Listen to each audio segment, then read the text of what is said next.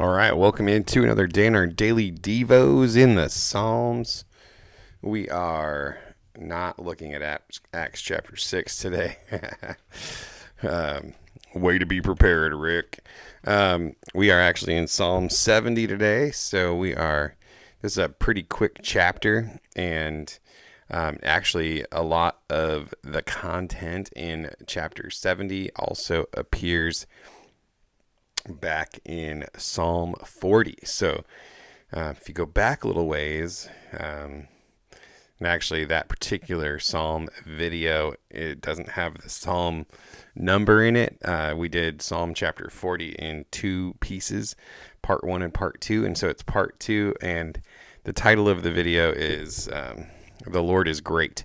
So Daily Devos in the Psalms, The Lord is Great. If you want to watch that one, it'll be similar. It'll be similar to today's because the content is almost identical. And I went back and watched it because I thought, what did I say about that chapter? So and actually it was encouraging. And I thought, hey, the videos are encouraging. I'm glad about that because it's kind of my heart, certainly, for doing these videos together, is that people would be encouraged and really just encouraged in your heart, but also encouraged to seek God, encouraged to read the Word, encouraged to dig a little deeper in the Word of God every day. And sometimes a little bit of help goes a long ways. So, all right. So Psalm chapter 70, here we go. God, hurry to rescue me. Lord, hurry to help me. Let those who seek to kill me be disgraced and confounded. Let those who wish me harm be turned back and humiliated. Let those who say, aha, aha, retreat because of their shame. Let all who seek you rejoice and be glad in you. Let those who love your salvation continually say, God is great. I am oppressed and needy. Hurry to me, God. You are my help and my deliverer. Lord, do not delay. Recently in our the Friday morning Bible study that I'm a part of, the Bible Bros and Coffee, the Bible Bros and Coffee group that I do on Friday mornings, we were in 2 Peter, and it talks about how the Lord doesn't delay, and he's not slow, as some would consider slowness. Yet, how many times, do we say, oh, God's not early, he doesn't show up early, He's right on time, always right on time. And that's really true. He is always right on time because his timing is the right timing. Because he knows what's going on. He knows the actual scenario. Like, he's got the big, big view. We've got the little tiny right now view. And the best time for my problems to be solved, the best time for me to be rescued is right now or yesterday, perhaps. And so, to me, the thing that was popping out to me as I was reading this is just, yes, it's okay to ask God to hurry up. It's okay to struggle a little bit, with the timing of the Lord's rescue plan or his response, because one, God totally knows where you're at. So you might as well tell him. You might as well be open. Honest with yourself, about how you're feeling. Don't try to lie and be like, oh yeah, I'm great. Like, this is awesome. I'm loving every minute of this challenge, of this oppression, of this, being attacked or, so it's okay to wish that it would go away faster. But in the waiting, there's a surrender, a submission that needs to be happening. And that comes, I think, out of verse 4. Let all who seek you rejoice and be glad in you. So it's like, God, please hurry up.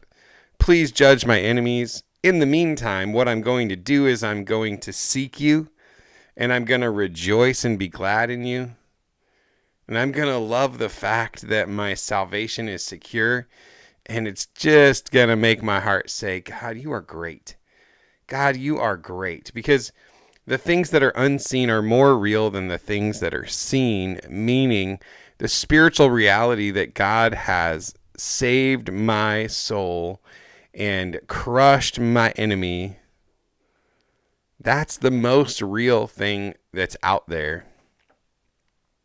The most real thing, the most true thing is that God has already provided for me all that I need for life and for godliness.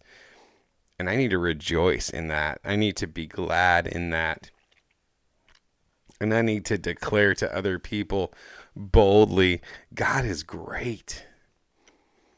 God gets a lot of bad press from, people that are upset about stuff and this and that for sure. And understandably, actually, sometimes God's actions or seeming lack of actions can be like pretty frustrating just to be, from a human perspective. You're like, God, what are you doing? What is going on in here? Like what's happening, Lord?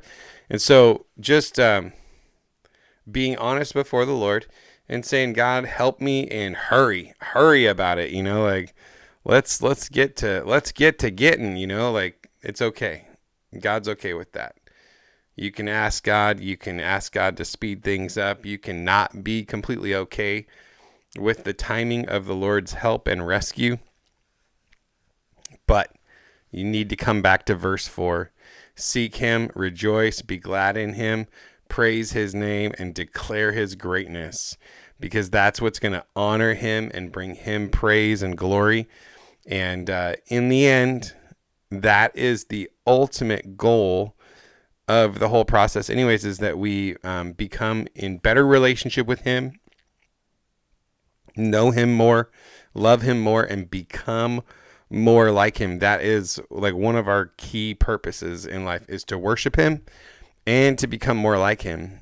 And that is developed in patience, right? Like my friends, don't think it's strange when these trials of many kinds come upon you, but know that they are working something deep inside of you. So even as we ask God to speed up the process, we need to recognize that God is doing something good in you, even in the midst of the discomfort. So with that, I hope you're encouraged today. God bless you tons and tons, and I will see you tomorrow.